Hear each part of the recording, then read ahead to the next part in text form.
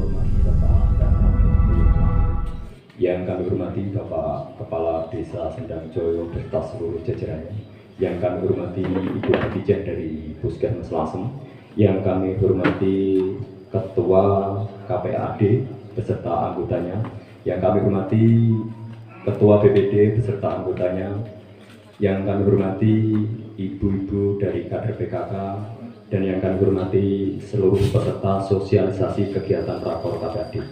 Kami ucapkan selamat datang dalam kegiatan Rakor KPAD, Kelompok Perlindungan Anak Desa dan Sosialisasi Pencegahan Kenakalan Anak Remaja Desa Sendang Joyo, Kecamatan Lasem, Kabupaten Rembang tahun 2025. Bapak Ibu yang saya hormati, dan perkenankanlah kami untuk membacakan susunan acara pada siang hari ini. Adapun acara yang pertama yaitu pembukaan, acara yang kedua menyanyikan lagu Indonesia Raya, acara yang keempat sambutan-sambutan, acara yang kelima yaitu pemaparan materi, dan acara yang ketujuh yaitu penutup. Dan sebelum acara kita mulai, mari kita bersama-sama membuka dengan bacaan basmalah. Bismillahirrahmanirrahim. Dan untuk acara berikutnya yaitu menyanyikan lagu Indonesia Raya.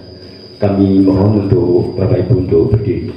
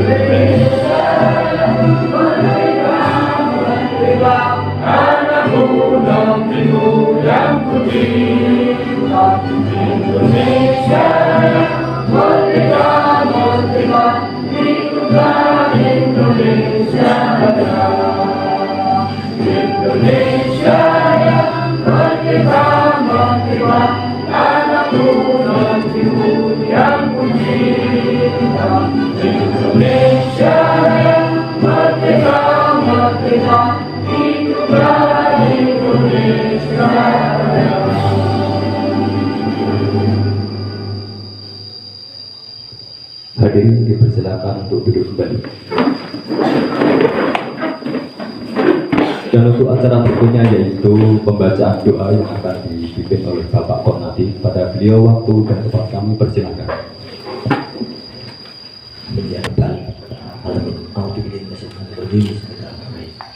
Alhamdulillahirrahmanirrahim. Dan saya kira hamdan yu'afini kami majibah wa'alaihi wassalam. Subhanallahi rabbil izzati amma yasifun wa salamun alal mursalin walhamdulillahi rabbil alamin. Wassalamualaikum warahmatullahi wabarakatuh. Terima kasih. Dan untuk acara berikutnya yaitu sambutan-sambutan.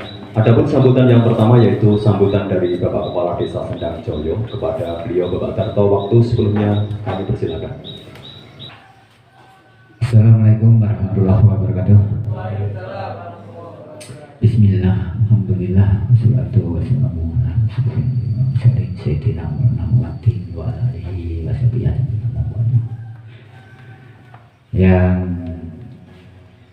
saya hormati dari narasumber yang pertama Ibu Siti Khadijah dari Puskesmas Lasem, Bapak Kapolsek Lasem, insyaallah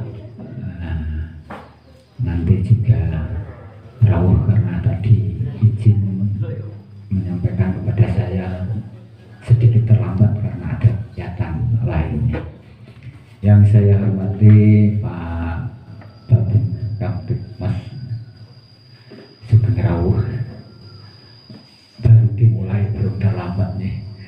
Yang saya hormati Pak Babinsa, yang saya hormati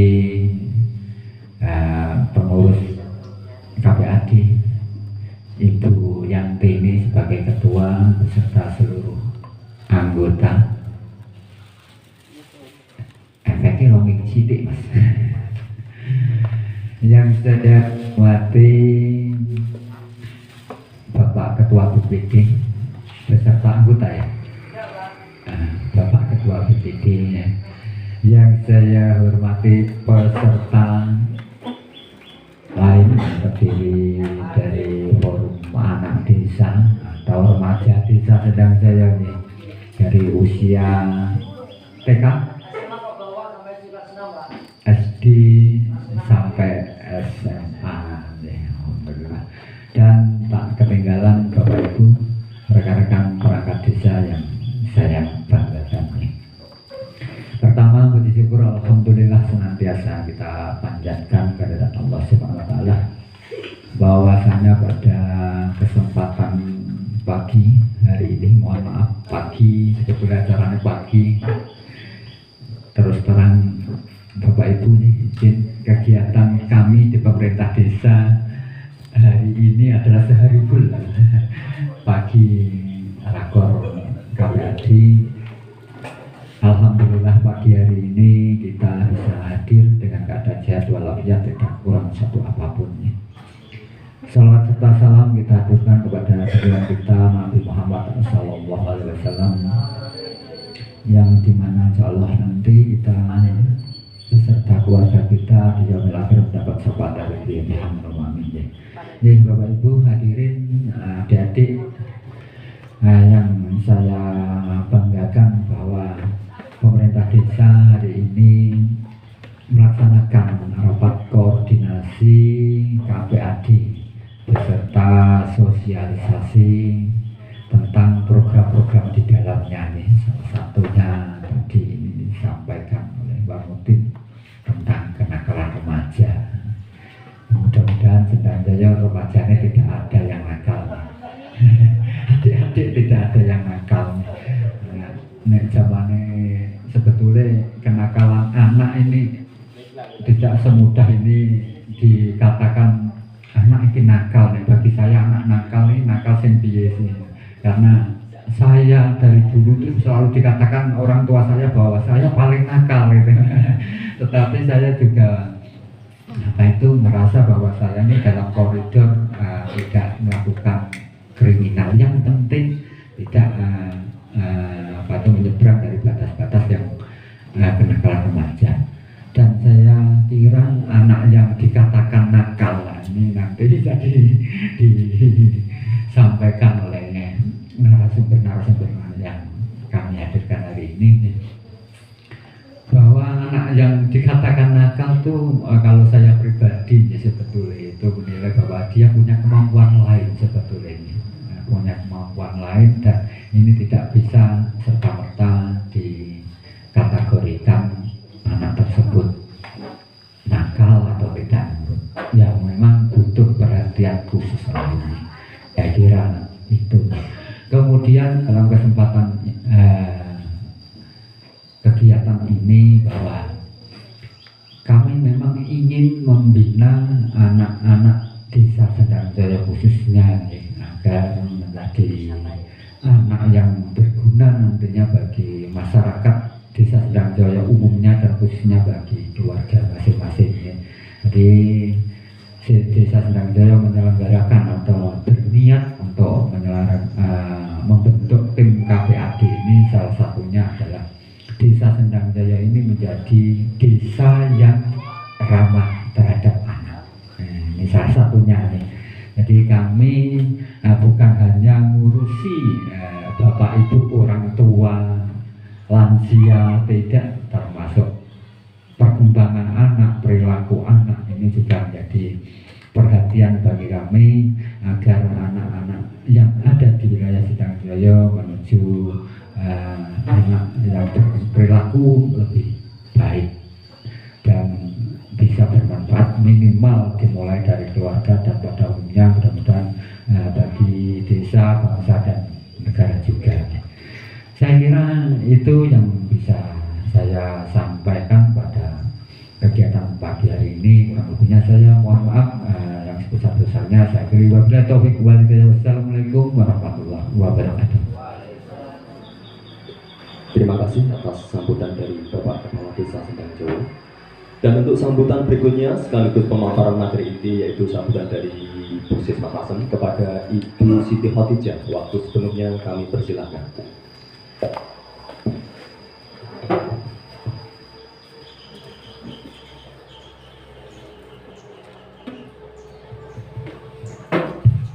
Bismillahirrahmanirrahim. Assalamualaikum warahmatullahi wabarakatuh.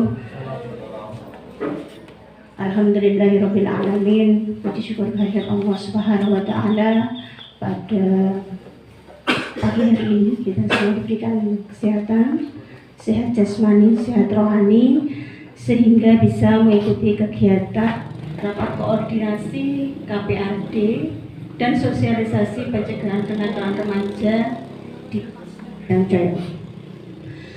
Yang kedua, sholawat serta salam marilah kita haturkan kepada junjungan Nabi besar Muhammad SAW yang senantiasa kita nantikan syafaatnya di yaumil akhir nanti. Amin. Yang terhormat Bapak Kepala Desa Sendang Joyo, yang kami hormati Pak Kapolsem, yang kami hormati Bapak Joyo, yang kami hormati Bapak Babin Kamtibmas Desa Sendang Joyo, kemudian kami hormati pula Ibu Ketua KPAD beserta KPAD, yang kami hormati Bapak Ibu Perangkat Desa Sendang Joyo, dan yang kami hormati dan kami seluruh peserta koordinasi kegiatan pada pagi hari ini. Bapak, saya izin berdiri boleh? Boleh Pak. Minta tolong materi saya tadi saya kirim Bapak.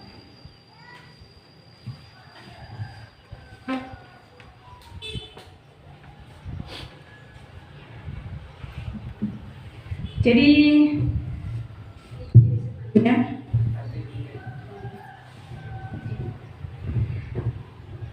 saya di sini tidak menggurui, kita bisa diskusi bersama ya Bapak Ibu semua.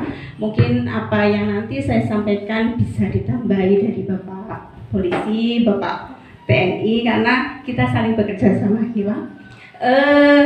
Jadi untuk awal dari kegiatan rakor KPAD itu kenapa harus dibuat di desa? Karena KPAD ini sebagai kelompok perlindungan anak desa. Anak-anak itu harus mendapatkan perlindungan. Karena secara hukum anak-anak itu kan belum bisa bertanggung jawab atas dirinya sendiri. Masih menjadi tanggung jawab orang tua. Karena dia harus dilindungi. Utama dilindungi oleh orang tua. Setelah itu dilindungi oleh masyarakat sekitarnya. Saya ingin bertanya kepada anak-anak yang di sini. Menurut adik-adik, dijawab ya, interaktif ya. Nanti saya minta mic-nya ke sana ya Pak. Boleh. Usia anak, dikatakan usia anak, itu usia berapa? Ayo, boleh Pak, mic-nya. Yang ya, siapa yang bisa menjawab? Harus berani. Anak milenial, ini maksudnya gen apa? Gen Z. Kalau kita gen apa Pak? Gen Z ini ya. Gen Z. Kalau kita Gen Z kata Pak Polisi. Milenial, anak milenial, ayo harus berani menjawab. Usia anak, dikatakan dia usia anak usia berapa? Ada loh pelajaran di sekolah kayaknya perlindungan anak-anak. Setiap sekolah sekarang itu ada perlindungan untuk anak-anak. Ya betul. Ayo, boleh menjawab. Menjawab ini tidak ada yang benar, tidak ada yang salah. Kita sharing bersama. Harus berani. Satu dari pihak laki-laki, satu dari pihak perempuan. Ayo, Masa nggak berani, malu lo sama Pak Kades. Ayo Dinda. Yuk, usia anak. Jadi supaya apa? Liburan kalian bermanfaat. Oke, boten Bu. Yuk, usia anak. Boleh, salah tidak apa-apa. Tidak bakal dipecat dari anak Sendang Coyo, ya Pak? Boleh, salah tidak apa-apa. Saya kemarin pelatihan juga salah ya tidak apa-apa. Kalau salah nanti dibenerin kan jadi belajar. Berapa? Di bawah 18 tahun. Di bawah 18 tahun. Berarti rentang dari umur berapa sampai berapa? Apa? Ayo buka Google, dibuka dulu. Untuk gensetnya untuk main buka Google. Lah apa ya Pak? Tadi Pak Kades sudah ngasih password WiFi. Yuna buka Google. Belajar pakai Google. Yang bisa pakai Google, nanti saya benarkan. Ayo, saya itu udah buka Google. Berapa? Siapa namanya? Berdiri, namanya siapa? Ayo, berani dong. Ya sebelumnya saya kenalan dulu, saya salah saya. Tak kenal maka tak sayang. Nama saya Ibu Siti Khotijah, saya bidan di Puskesmas Lasem. Kebetulan saya sebagai pemegang program kekerasan terhadap perempuan dan anak di Puskesmas Lasem. Kami ada tim di Puskesmas Lasem. Di dalamnya ada dokter, ada bidan, dan ada perawat. Dan kami bekerja sama dengan Mensek, dengan kecamatan. Nanti di dalamnya ada camat dari Damramil, dari Kapolsek. Ayo adik berdiri, sebutkan nama. Kan saya sudah kenalan. Wes tak contohin. Ayo. Gak usah malu, biasa wae. Ini kan santai, bukan ujian nasional. Ayo, berdiri Sam. Nama lengkap. Oh wes sembarang wes panggilan tidak apa-apa. Nama, umur. Nama saya Alvin. Alvin. Umur 17 tahun. 17 tahun. Kelas berapa sekarang? Kelas 3 SMK. Kelas 3 SMK. Ya, jadi gimana? Usia anak adalah rentang berapa sampai berapa? 17 tahun. 5 sampai 17 tahun. Ini dari kubu laki-laki. Sekarang dari kubu perempuan. Sudah buka Google nek salah yo. Gak apa-apa, wis tau gak tak marahin. Gak ngoten nggih Pak, nek marah kan jadi nanti gak enak. Alhamdulillah ki rezeki iki lho. Ayo tepuk tangan ya semua. Ibu tepuk tangan. Yo. Satu lagi dari pihak perempuan. Ayo lho. Ini sangu lho, sangu lho. Ayo, buat langsung Pak. Sebagai penyemangat aja untuk sangu Bu. Ayo.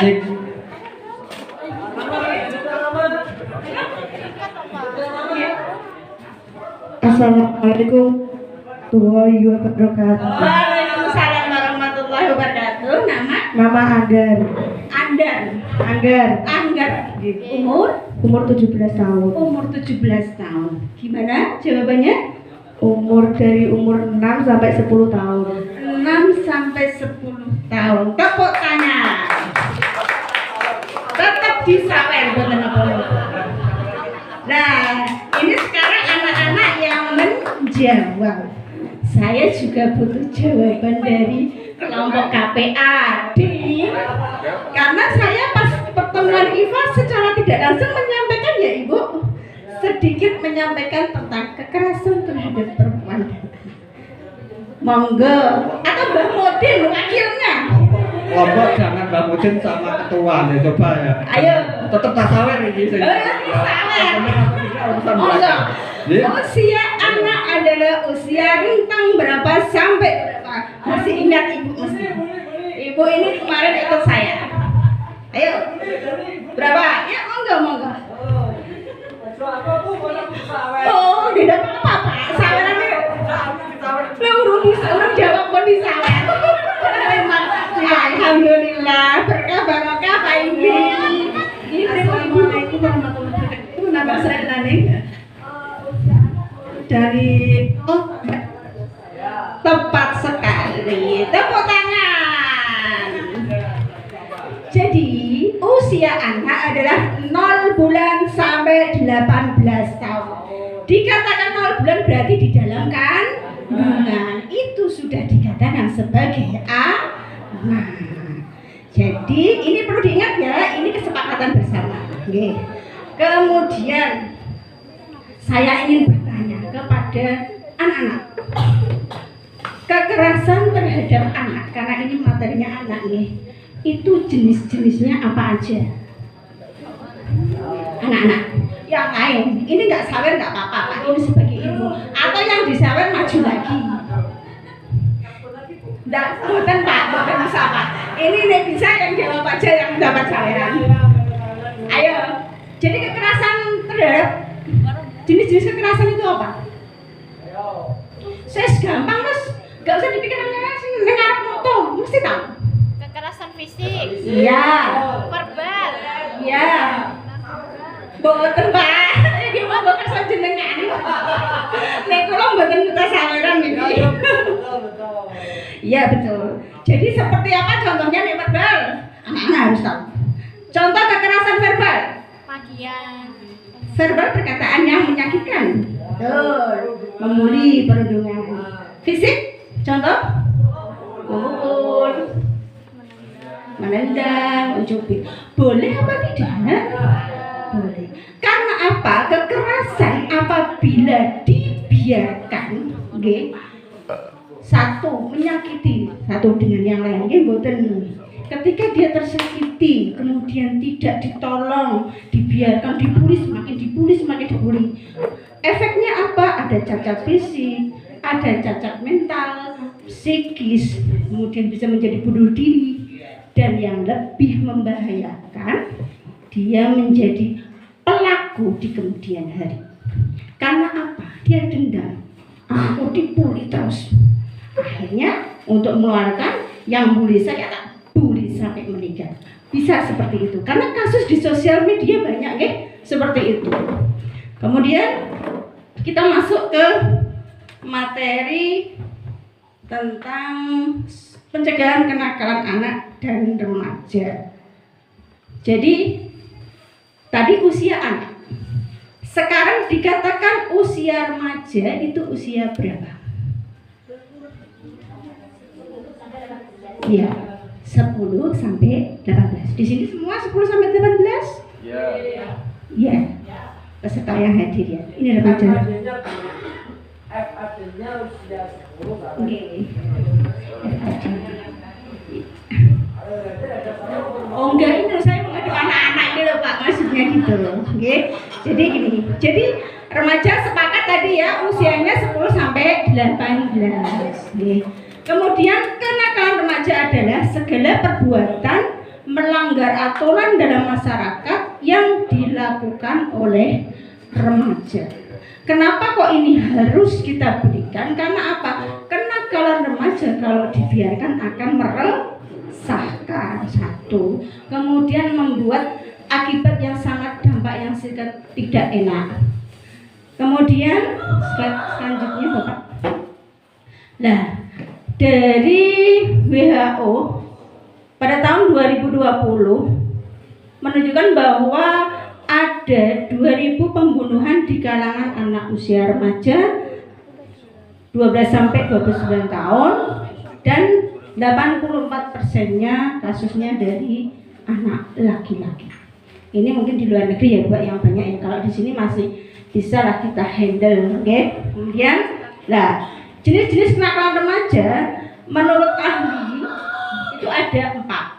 Satu, jenis kenakalan remaja yang menimbulkan korban fisik pada orang lain, misal tadi dipukul, didorong, nanti ada luka terbuka, berdarah seperti itu. Okay? Kemudian kenakalan remaja yang menimbulkan korban materi, misal dipalak, betul? Itu masuk kenakalan remaja, Terus apa lagi? Selain dipalak, mencuri, merugikan orang lain, Kemudian kenakalan sosial yang tidak menimbulkan korban di pihak lain.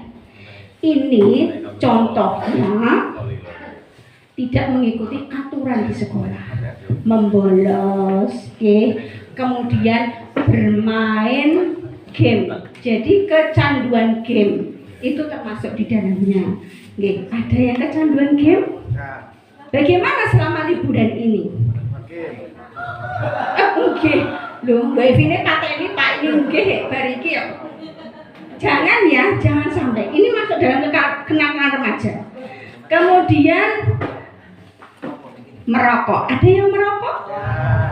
Pak Dori. Aduh, dibilang mutin saya panggil. Jangan apa? Merokok. Siapa yang merokok? Tunjuk tangan. Bajune sing ngereng-ngereng ya. Lho mboten Pak, jenengan ngapun mun kaset jenengan.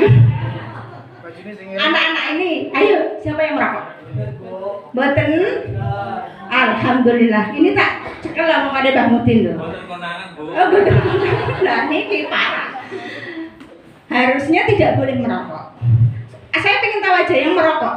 Yang merokok jujur saja di sini. Saya pengen tahu apa sih enaknya merokok gitu. Coba yang ada yang merokok tidak? Hah? Jujur loh ya. Oh, kok tiru Mbah Mudin. Efek secara kesehatan tidak baik. Itu yang paling jelas. Nggih. Sing kedua, ngenteke duwite dhewe apa duwite bapak ibu? Bapak ibu nggih kan belum bekerja. Jadi yang merokok dikurangi sidik-sidik harapannya bisa berhenti. Karena kalau seperti Mbah Mudin, wes kaset gak iso mandeg. Gak ngoten nggih, Pak. Nggih. Kemudian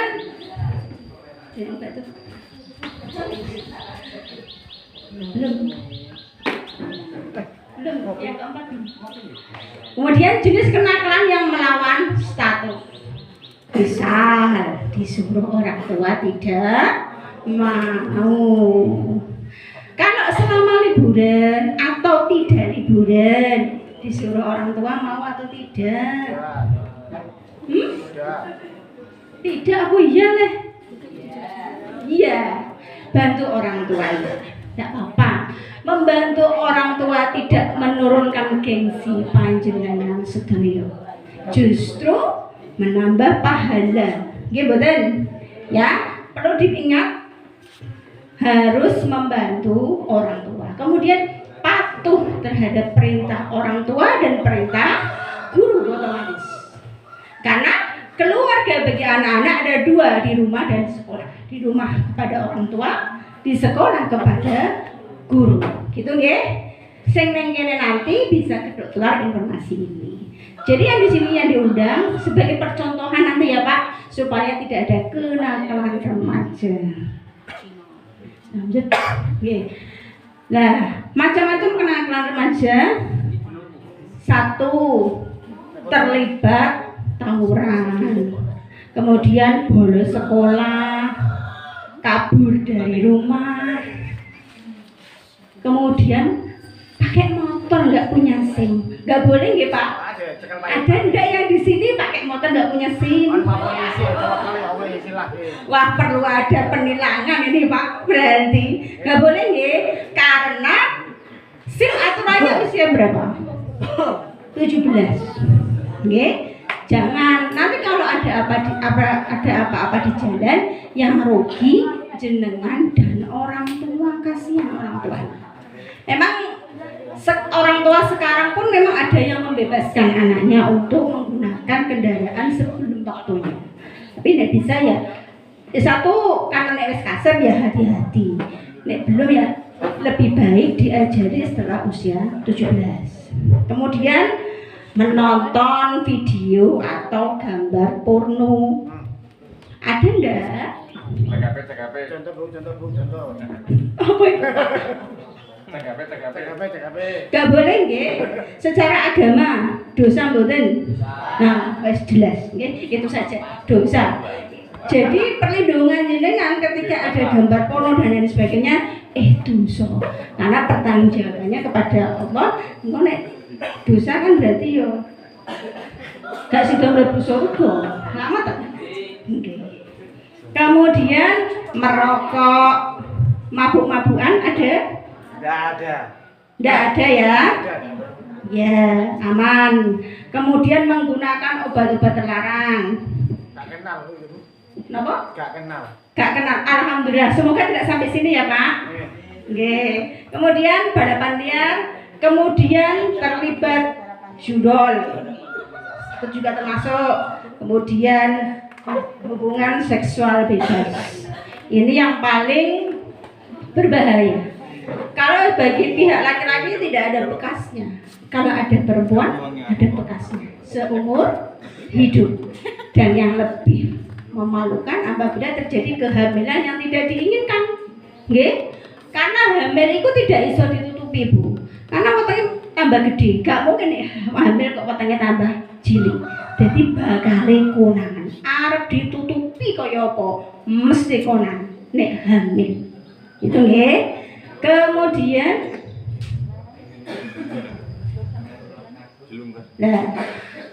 penyebab dari kenakalan remaja itu ada dua faktor ya, faktor internal dan faktor eksternal. Faktor internal itu dari anak sendiri. Anak mencari jati diri. Nggih mboten, aku pengen iki pengen iki. Ya ndak? Panjenengan yang usia anak ini, anak-anak remaja, pengen mencari jati dirinya. Aku pengen nyoba ini, aku pengen nyoba ini, aku pengen nyoba ini. Ada seperti itu? Ya, itu harus dalam bimbingan orang tua. Supaya apa? Supaya tidak ke arah yang negatif. Kalau dibiarkan tanpa ada bimbingan dari orang tua, itu akan berakhir seenaknya sendiri, kan belum tahu akibatnya ke depan. Jadi orang tua itu sudah kenyang makan asam garam, Pak.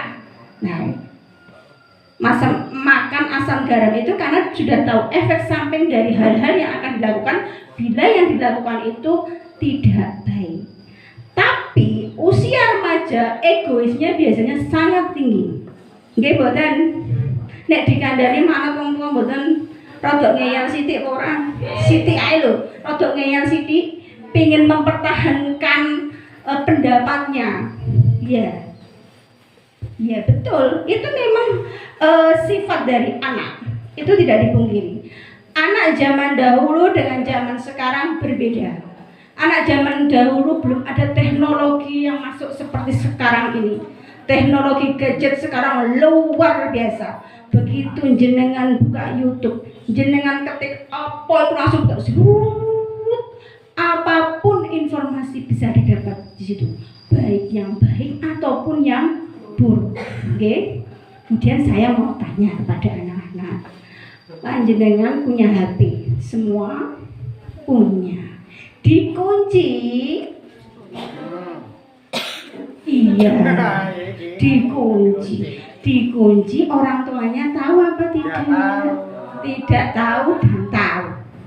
Yang tidak tahu harus memberitahu orang tuanya.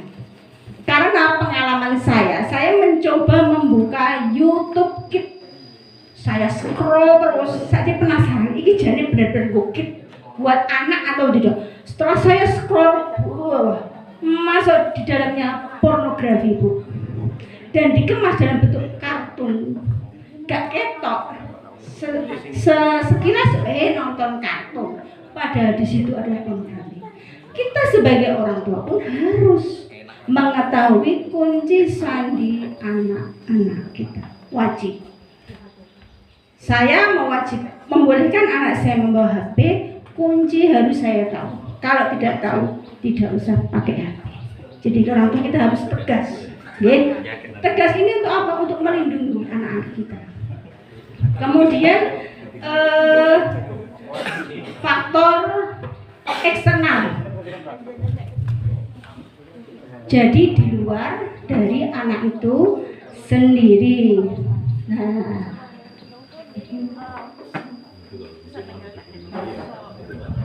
misal kurangnya kasih sayang dari orang tua, kurangnya obrolan dengan orang tua, anak kan merasa kesepian. Ini adalah PR kami sebagai orang tua untuk mendampingi. Kita harus menjadi orang tua yang mau membuka wadah untuk anak-anak bercerita kepada kita.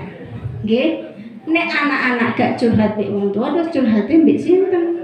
Nek curhate mbek kancane, nek umure sama biasanya belum bisa mengambil keputusan yang tepat.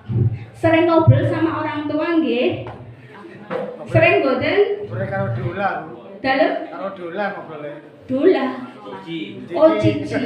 Walah ya jangan apa. Ya. Nek dola itu kalau gue belajar bisa. Aku rada gaptek soalnya. Mohon maaf. Kata Pak Polis tadi karena golongan genset jadi rada gaptek. Jadi ada dola, jadi saya nggak pernah pakai itu. HP saya ya untuk aplikasi pekerjaan, jadi nggak pernah pakai itu. Boleh, tapi kalau untuk hal-hal yang sangat pribadi, misal pengen curhat tentang teman sekolah, misal ada sesuatu yang tidak enak, obrollah dengan orang tua. Ya, kalau orang tua nggak mau, misal ada orang tua yang sibuk, bisa kepada guru. Ya, jangan dengan teman sendiri.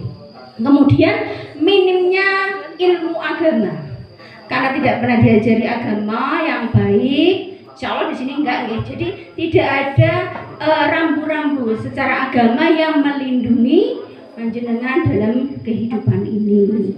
Kemudian pengaruh lingkungan sekitar. Kalau pengaruh lingkungan sekitarnya baik, insya Allah baik. Kalau lingkungan sekitarnya kok kurang baik, bisa terseret arus ke dalam lingkungan yang tidak baik.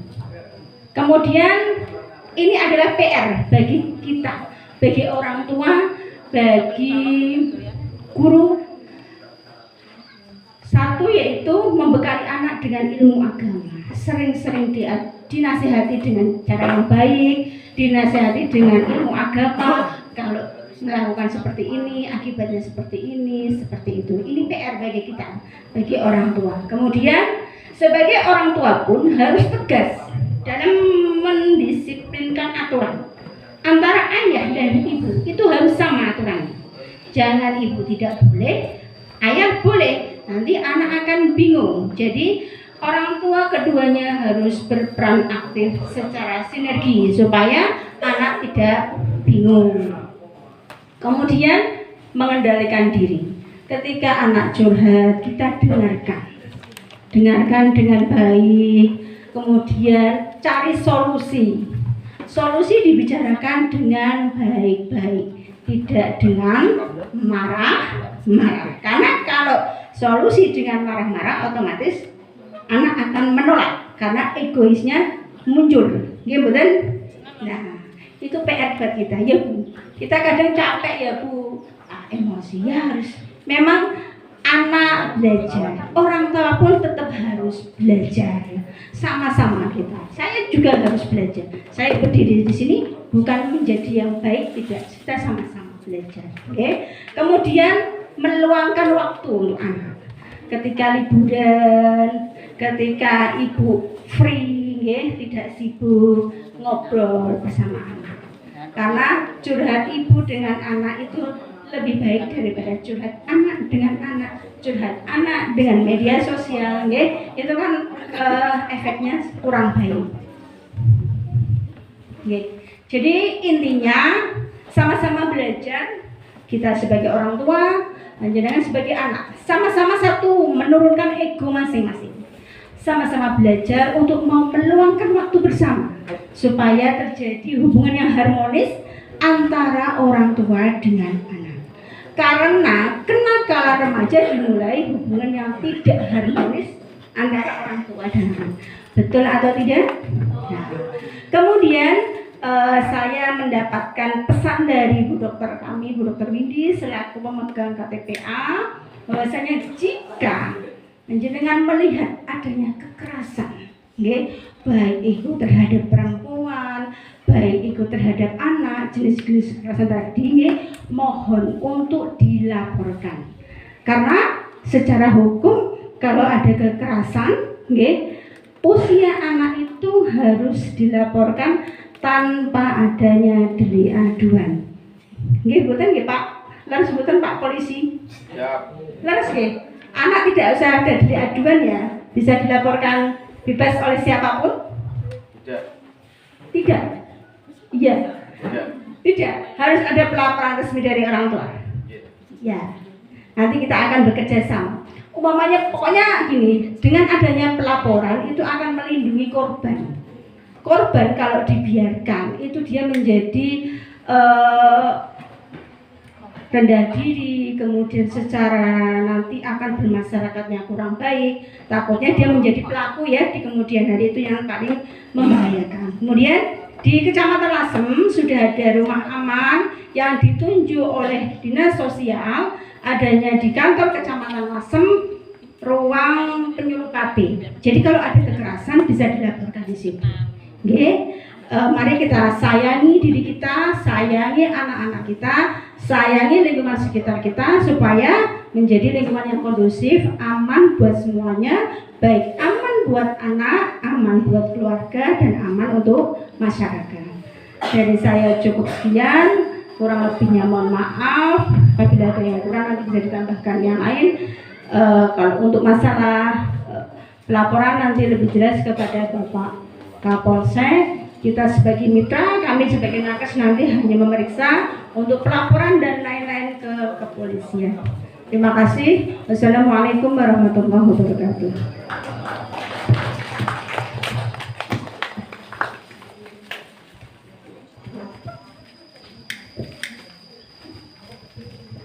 Terima kasih atas sambutan sekaligus pemaparan dari Ibu Siti Khadijah dari Puskesmas Lasem.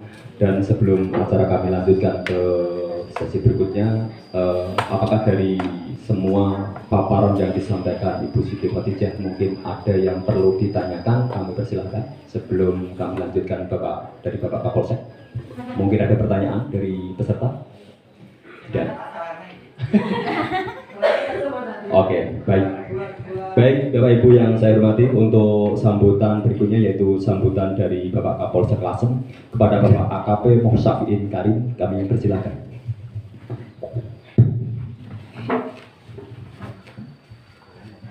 Bismillahirrahmanirrahim. Assalamualaikum warahmatullahi wabarakatuh. Bismillah, alhamdulillah, la haula wala quwwata illa billah.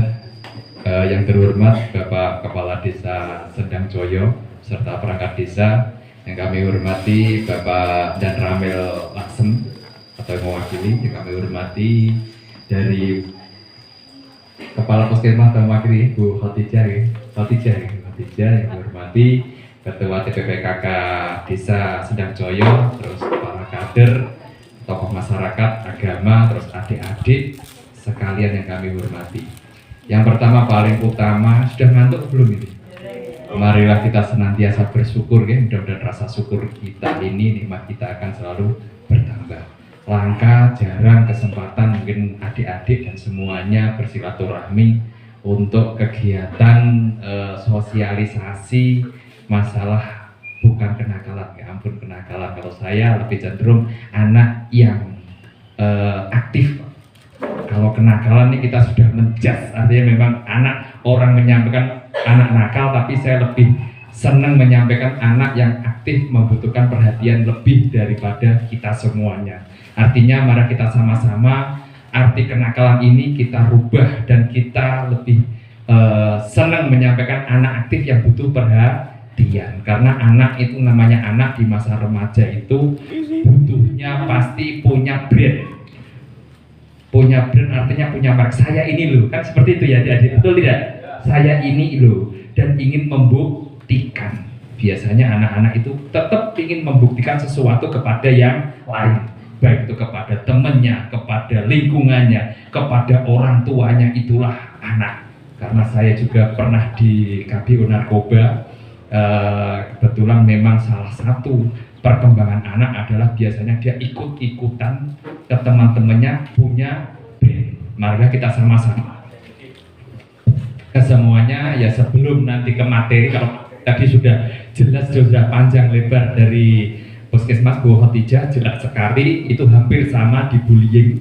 Artinya peran-peran semuanya biar tidak jenuh, monggo diputar lagu Ingin Berubah. Ya, karena kita ketahui setiap manusia itu pasti ingin berubah. Tinggal pilih berubah baik ataupun tidak baik. Dan semuanya saya yakin dan percaya jenengan-jenengan mesti ingin merubah sesuai itu, berubah lebih baik. Makanya monggo ada lagu ingin berubah supaya untuk mengingatkan kepada diri kami, diri jenengan semua, mudah-mudahan bisa memberikan manfaat, motivasi buat adik-adik. Karena perubahan itu bukan orang lain tapi diri sendiri. Bagaimana orang lain mau merubah tapi adik-adik ataupun kita sendiri tidak mau berubah. Makanya intinya marilah berubah itu lebih, merubah itu dari diri kita sendiri, mulai dari sekarang. Kadang kan sesok lagi. Nah ini lagu Polri ataupun Polrinya kita, tapi kita ingin berubah diri sendiri itu lebih baik. Nanti bisa diresapi, artinya ini waktu 2014 kami pendidikan juga, Pak. Monggo nanti biar tidak jenuh.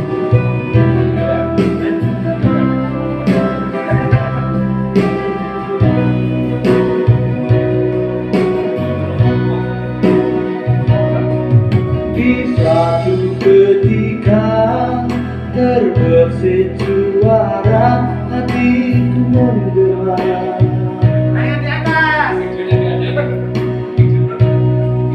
Punya cita-cita untuk mengubah bangsa dengan serta-merta. Namun hatiku merasa kecewa karena bangsa tiada berubah. Ini ku biarkan hati ini, biarlah ku ubah diri sendiri.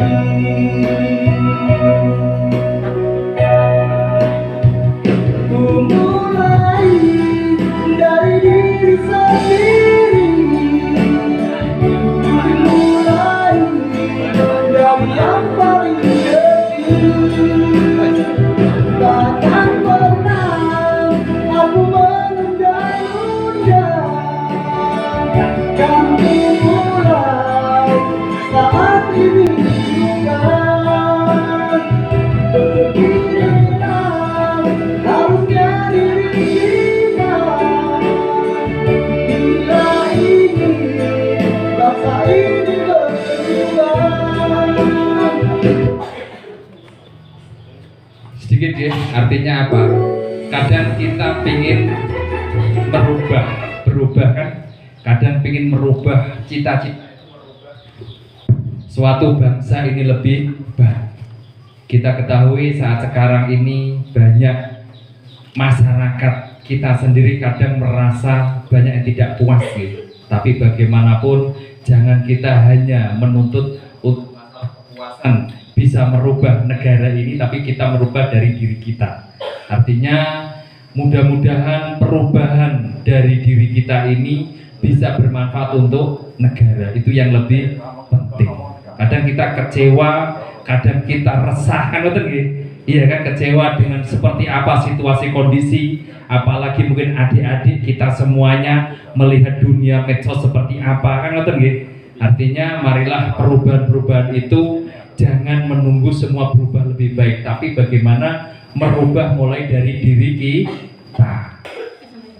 Oke, sambil jalan ya, sambil menunggu materi, mungkin saya sampaikan sedikit nanti untuk materinya, yaitu terutama masalah bullying. Tadi sampaikan bullying ataupun suatu tindakan baik itu verbal maupun fisik. Artinya tadi sampaikan dari Ibu Khotijah juga, artinya perbuatan itu dua.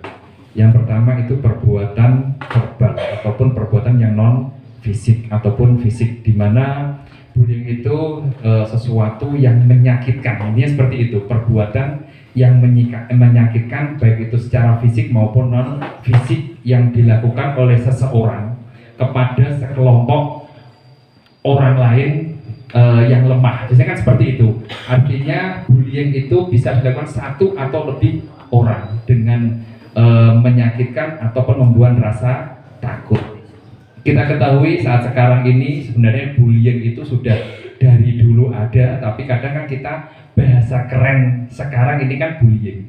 Jadi perbuatan fisik tadi disampaikan, kekerasan fisik itu bisa mencubit, bisa memukul, bisa mendorong, tapi dengan di situ unsurnya pasti kesengajaan, karena suatu perbuatan pidana ataupun perbuatan yang dilarang biasanya unsurnya adalah memang dia niat ataupun kesengajaan. Kalaupun kita tidak sengaja, seumpama kita lewat ternyata tabrakan dengan teman kita lari kan, terus dengan tidak sengaja tabrakan, ya berarti kan tidak sengaja. Tapi kalau sudah niat dia itu disengaja, berarti itu niatnya menyakiti orang lain.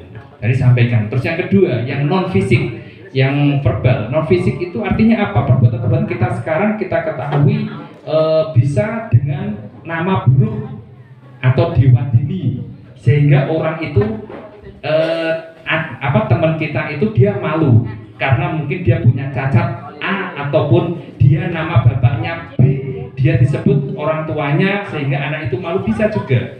Terus bisa juga lewat bullying, lewat medsos, mungkin kita status WA supaya orang lain malu, kan bisa kan? Terus dia fotonya dia kita unggah, bisa, iya kan?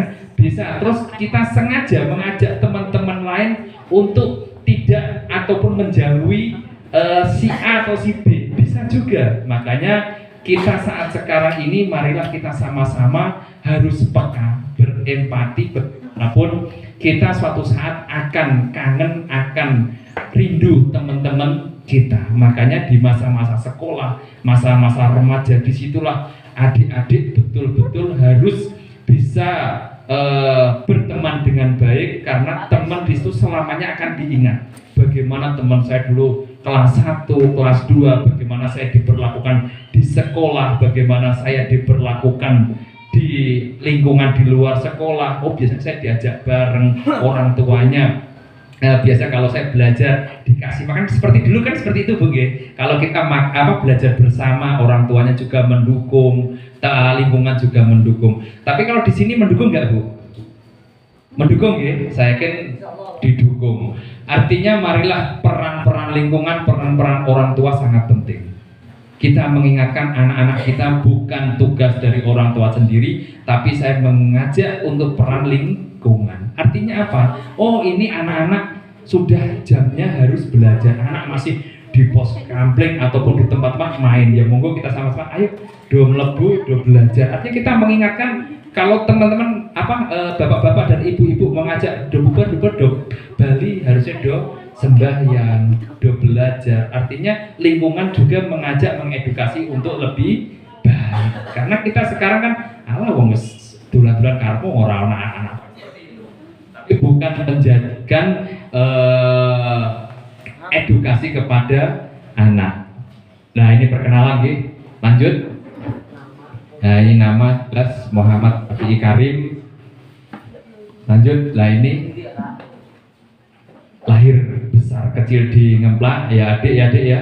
Adik-adik prinsipnya seperti ini. Dulu waktu kami masih SMA, dulu kan Pak Darto pun mesti punya angan-angan profiling ataupun orang sukses siapa yang akan dijadikan contoh. Biasanya itu semangat Bu, baik itu orang tuanya ataupun keluarga, itu nanti untuk semangat anak. Lahir di Lasem jelas moto hidup adalah pilihan itu perjuangan dengan doa, usaha dan tawakal. Lanjut.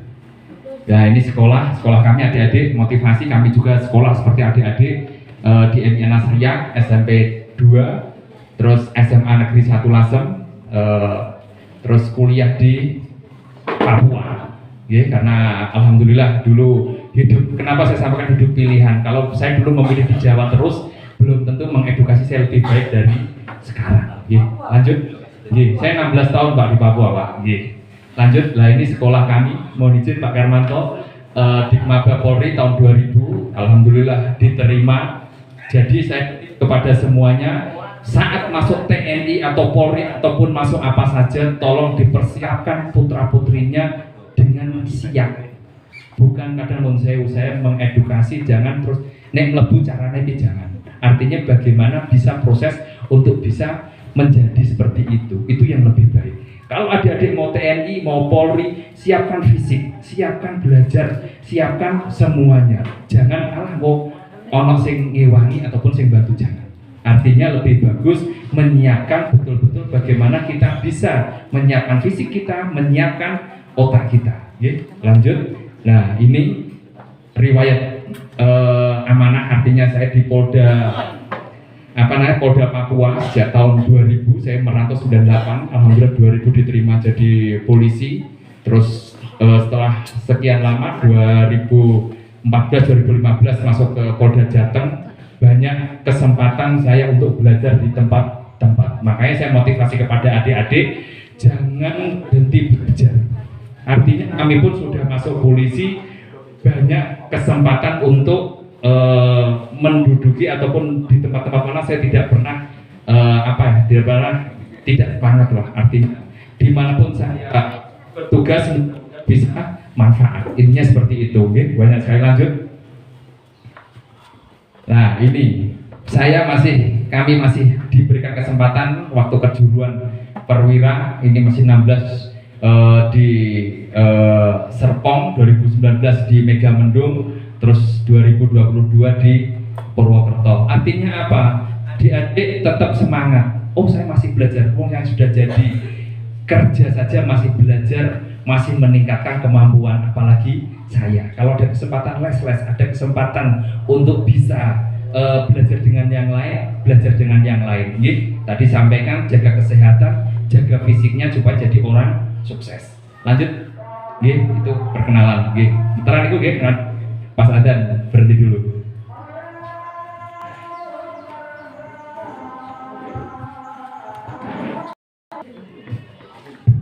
Saya lanjutkan sedikit Bu, adik-adik. Lanjut untuk materi tadi sampaikan, cuman kami mengulas sedikit tentang bullying, tentang perbuatan bullying. Nah, ini tindak kekerasan. Lanjut Kak, lanjut. Nah, secara fisik terutama seorang atau kelompok yang merasa lebih berkuasa terhadap seorang kelompok yang merasa tidak berdaya melakukan tersebut. Artinya perbuatan membuat rasa sakit. Sakit itu bisa fisik, non fisik. Lanjut. Nah, ini bullying secara verbal dengan kata-kata. Kita ketahui saat sekarang ini kata-kata apa sekarang bahasa medsos itu lebih jahat, kadang membunuh karakter, kadang belum dijudge, belum dihukum, tapi sudah dihukum secara medsos, secara sosial. Makanya kalau zaman dulu waktu menyampaikan, makanya setiap ada sesuatu harus ditabayun, harus dicek dulu kebenarannya. Terjadi ketika pelaku melakukan intimidasi melalui kata-kata yang merasa seorang korban bully. Intimidasi yang dilakukan seperti nama julukan, disampaikan, celaan, hinaan, nggak boleh. Fitnah itu sesuatu ucapan yang belum tentu kebenarannya tapi sudah disampaikan. Teror itu membuat rasa sakit, takut, gosip, pernyataan dan yang masih harus diselidiki kebenarannya. Lanjut. Nah, ini, jadi adik-adik, setiap perbuatan, sekarang kan ada undang-undang namanya Undang-Undang Perlindungan Anak. Mesti ada, setiap ada undang-undang mesti ada ancaman dan ada hukuman. Saya sampaikan seperti ini bahwa adik-adik, setiap perbuatan kita bukan tidak bisa dihukum. Ya, bukan menakut-nakuti, artinya marilah adik-adik semuanya karena sudah ada bermasalah, artinya nanti ada namanya anak berhadapan dengan hukum. Nanti juga pendampingan. Apa bedanya Pak kalau anak berhadapan dengan hukum? Mudah-mudahan ibu-ibu biar sedikit tahu bedanya itu di pengadilannya, cara beracaranya dari jaksa, dari hakim itu pakai biasa, bukan pakai toga. Artinya dia tetap dilakukan persidangan, tapi nanti dalam beracara dia menggunakan pakaian biasa.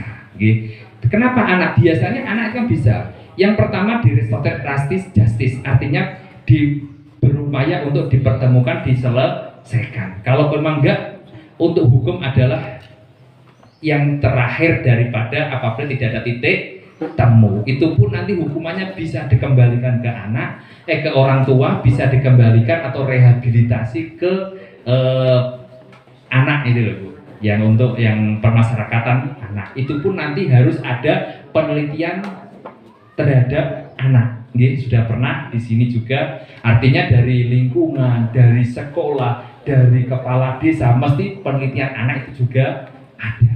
Saya nitip anak-anak kita. Lanjut. Nah ini, nah jenis-jenis bullying fisik tadi mendorong, menendang, memukul, ya fisik. Artinya saya sampaikan kepada adik-adik, intinya kalau nggak mau dicubit jangan nyubit, kalau nggak mau disakiti jangan menyakiti. Terutama adik-adik nitip sekali masalah medsos. Jangan kita punya masalah dengan si A, si B, kadang langsung dipakai status kan seperti itu gitu. Terus satu saya ingatkan sebelum saya lupa, adik-adik yang cewek ataupun cowok dan ibu-ibu saya ingatkan, adik-adik berhati-hati kalau video call dengan pacar ataupun dengan siapa. Artinya jangan sampai itu untuk melakukan kekerasan ataupun artinya intimidasi. Dia di video call, terutama adik-adik ini kadang yang pakai jilbab, pas video call nggak pakai jilbab, dia screenshot, terus dia ini seolah-olah itu tidak berbusana. Kalau dia nanti diminta apa-apa, kalau tidak melakukan, ini akan disebar. Banyak kasusnya. Saya minta tolong adik-adik, terus jangan mudah, kalaupun memang kita adik-adik sudah punya pacar ataupun itu, jangan mudah membuat video ataupun membuat dokumentasi sesuatu. Kalau adik-adik sudah tidak dengan si A atau si B, biasanya nanti disebar. Kalau tidak mau ditakut-takut seperti itu, makanya saya nitip adik-adik berbagi pengalaman, jangan sampai nanti video ataupun dokumentasi itu nanti disebar. Dan juga berhati-hati berkenalan di dunia medsos. Biasanya dia kenalan, kita gambarnya bagus, kita diajak mungkin ketemuan di suatu tempat rekreasi, pura-pura pinjem apa, motornya dibawa. Nitip, makanya saya sampaikan seperti itu pengalaman. Ya, bullying, terus tindakan pengucilan, artinya tadi si A tidak berteman dengan si B, si C, itu akhirnya dikucil. Bullying dunia maya, pelecehan, peniruan, penyebaran foto yang tidak pantas, tadi sampaikan pornografi, artinya pornografi itu secara agama maupun etika yang tidak pantas, bahasanya yang buka aurat lah, bahasanya sekarang seperti itu. Melalui video hingga pembuatan situs web tertentu. Hati-hati adik-adik. Terus bullying seksual, pelecehan kekerasan seksual, mengirim pesan, gambar, video, nuansa seksual, memegang bagian tubuh, memaksa buka pakaian. Adik-adik juga sama. Biasanya adik-adik banyak pengalaman kalau anak-anak sekolah, banyak yang biasa di kamar mandi diambil pakaiannya. Tapi jangan ditiru loh ya. Saya sampaikan seperti ini supaya tidak melakukan. Kadang kan ada, itu di kamar mandi terus diambil, kan kasihan Bu. Dia mau keluar juga malu, tidak keluar, kan seperti itu gitu. Banyak kan kasus-kasus ya. Makanya adik-adik marilah sama-sama untuk tidak melakukan bullying antar saudara. Lanjut. Nah, penyebab bullying, pernah menyaksikan dan merasakan kekerasan. Tadi sampaikan dunia medsos saat sekarang, anak belum balita saja sekarang pegang HP sudah lincah. Akhirnya tontonan jadi tunan. Anak sekarang mana yang tidak bisa bahasa Indonesia? Semua sudah lincah bahasa Indonesia daripada bahasa Jawa. Kadang kan berarti kan dia lebih gampang meniru lewat video yang dia lihat daripada yang kita ajarkan. Makanya berpintar-pintar bermedsos. Memiliki orang tua yang permisif, serba mengizinkan. Kadang orang tua juga kadang kasihan anak saya, nek tak larang nanti dia malah nggak mau ini itu, akhirnya dia gampang beri, akhirnya dia dengan seenaknya menggampangkan. Itu salah satu penyebab kurangnya hubungan dengan orang tua. Kita sekarang kita ketahui orang tua sekarang banyak ya, memang pemenuhan sering saya sampaikan waktu memberikan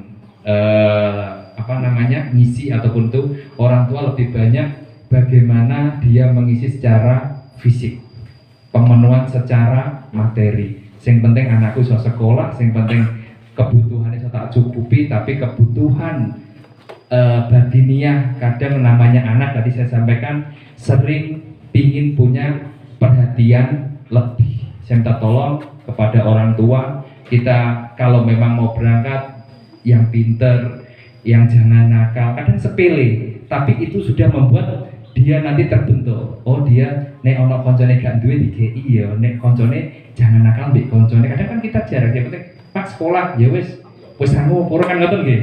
Tapi kadang edukasi dia mengajar ya tadi kalau guru saya dulu mengingatkan sampai tidur pun kalau bisa diajak ngobrol, walaupun tidur kan jasadnya Bu, tapi ruhnya kan dia masih tidak tidur. Maka sampai dulu guru saya kalau bisa tidur pun dilus-lus ya dulu Pak ya. Anak saya belajar itu sampai ini ya kayak gitu. Kadang itu pun kadang masih anak-anak kita ya tadi butuh perhatian lebih.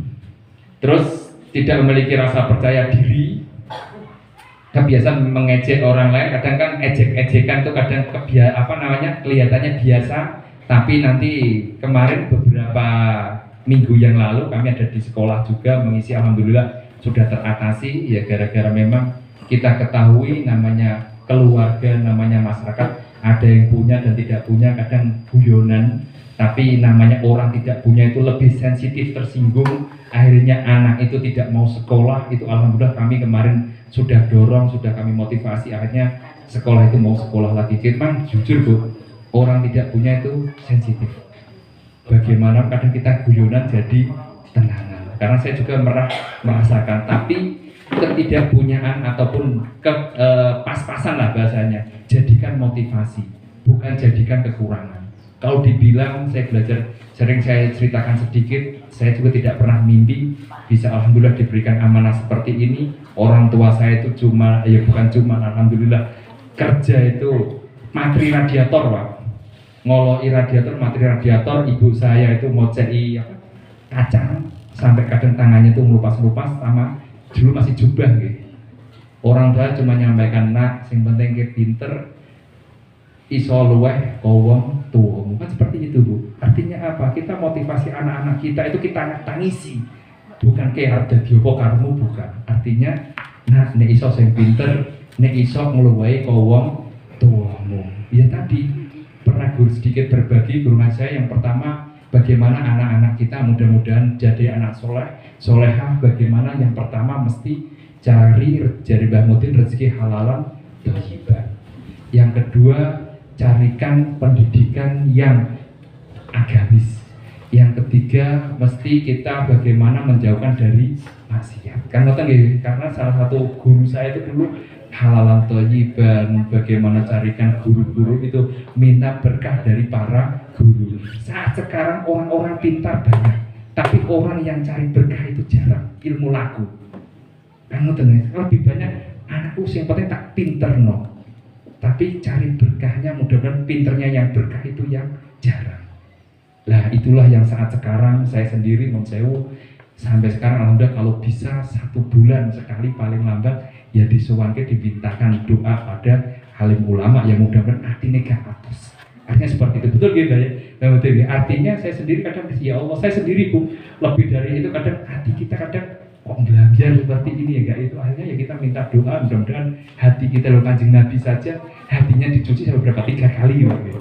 Sampai 3 kali. Bagaimana kita ini yang banyak itu. Saya nitip jenengan-jenengan jangan mikir sukses hanya sukses duniawi, tapi sukses bagaimana dia nurut kepada orang tua, nurut kepada agama, dan bisa manfaat untuk masyarakat. Itu yang lebih penting. Kadang kan jenengan tangisi, yang penting ke sekolah kayak ada diopo, yang penting gue sukses kan nonton Bu.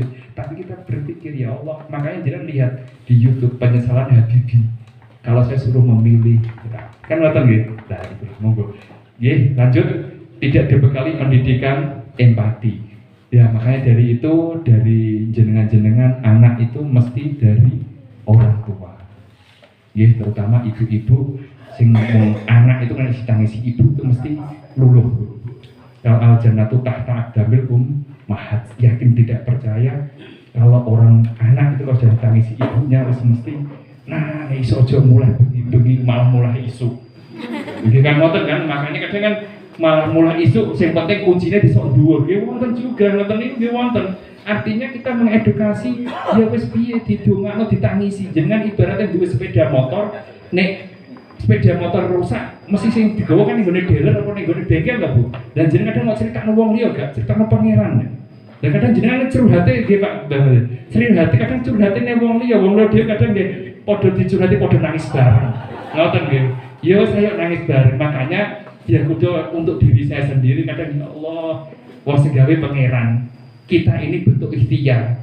Ditulis sak piye apike kok masalah hasilnya ben pangeran. Adik-adik juga sama, jenengan lihat bapak ibu jenengan kerja keras seperti apa, tidak pernah nanti jenengan ibu jenengan minta balik, tapi lihat jenengan sukses. Artinya sukses itu bisa tidak ngerepoti lah, minimal itu sudah bahagia, syukur-syukur bisa nanti bermanfaat untuk yang lain.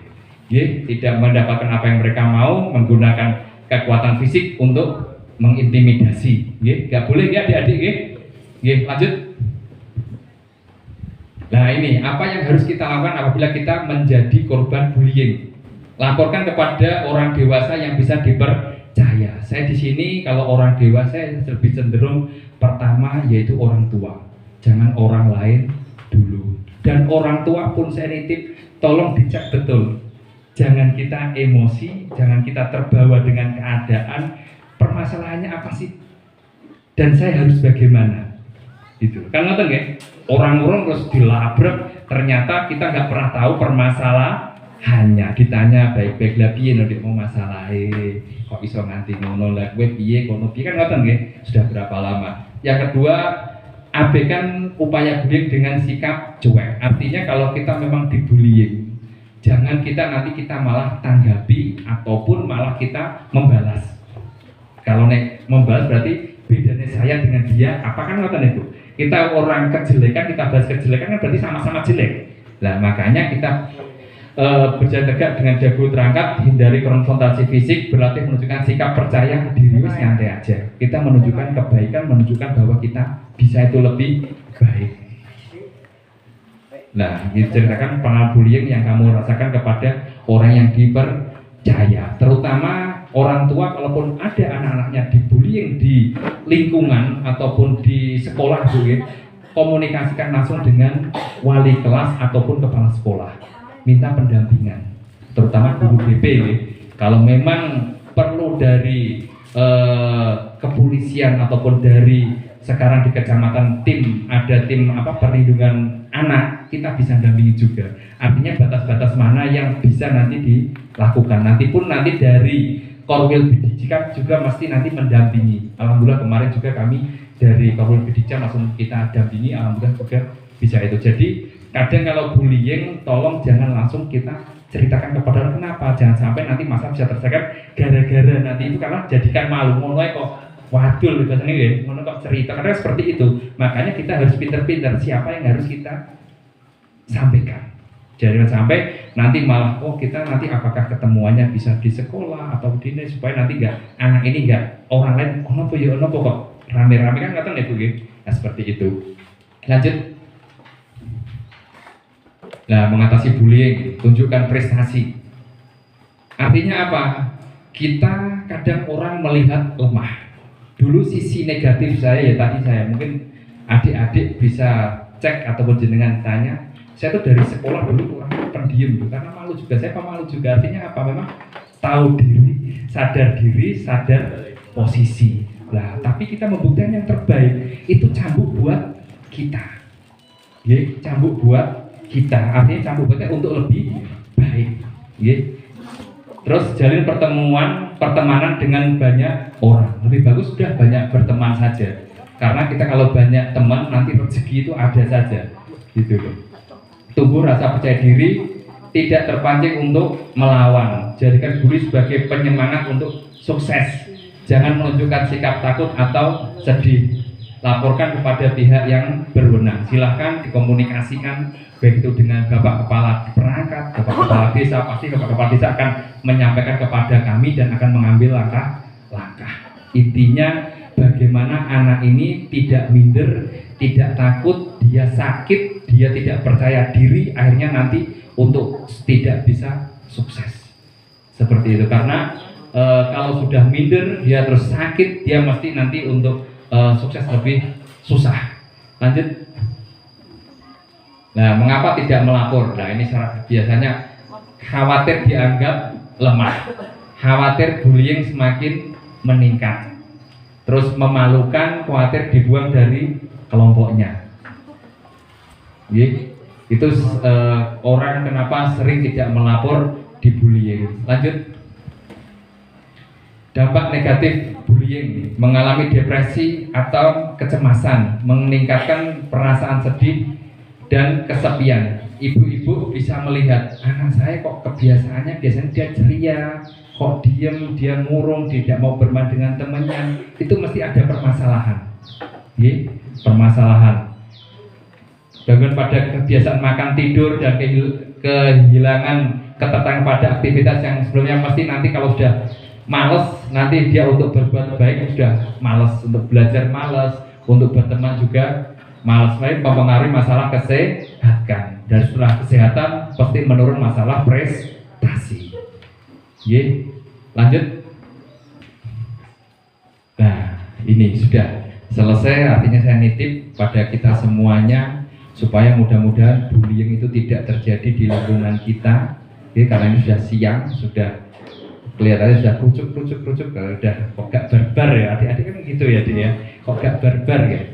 Saya nitip pada adik-adik, berubahlah untuk lebih baik, berubah mulai sekarang, mulai dari diri sendiri, jangan saling menyalahkan. Menyalahkan artinya siapapun, baik kepada orang tua kita, kepada lingkungan kita, kepada guru kita, padahal yang bisa merubah diri kita adalah diri kita. Mudah-mudahan kita lebih baik, sukses fit dunia wal akhirah. Terima kasih, kurang lebihnya mohon maaf. Assalamualaikum warahmatullahi wabarakatuh. Terima kasih. Tepuk tangan untuk Bapak Kapolsek Lasem atas semua paparan yang telah disampaikan kepada kita. Baik, Bapak Ibu yang saya hormati, dari beberapa narasumber yang telah menyampaikan, mungkin ada tambahan atau pertanyaan dari Bapak Ibu, kami persilakan. Mbak Motin mungkin ada tambahan.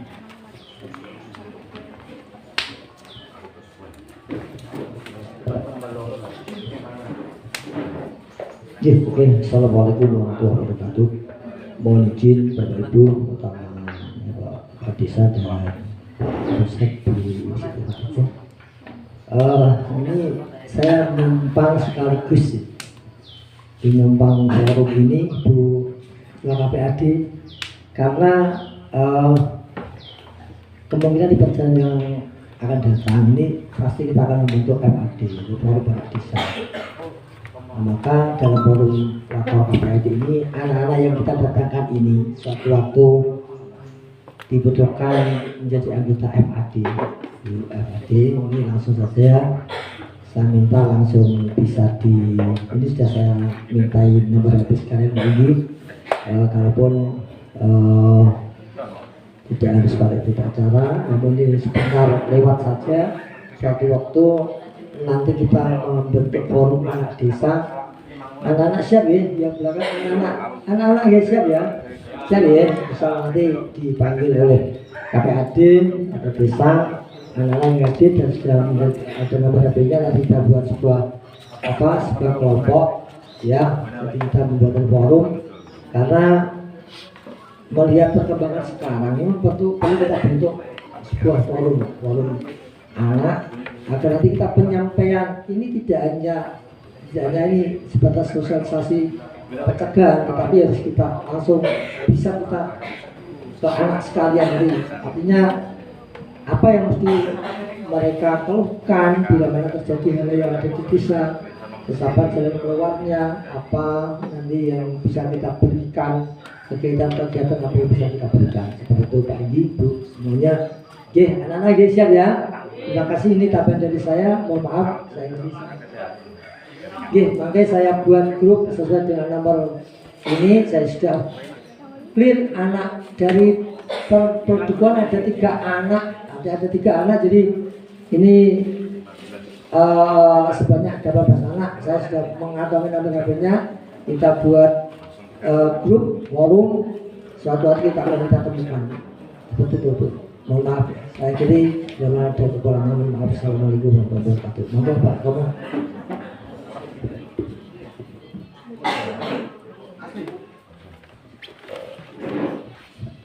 Baik, Bapak Ibu, terima kasih.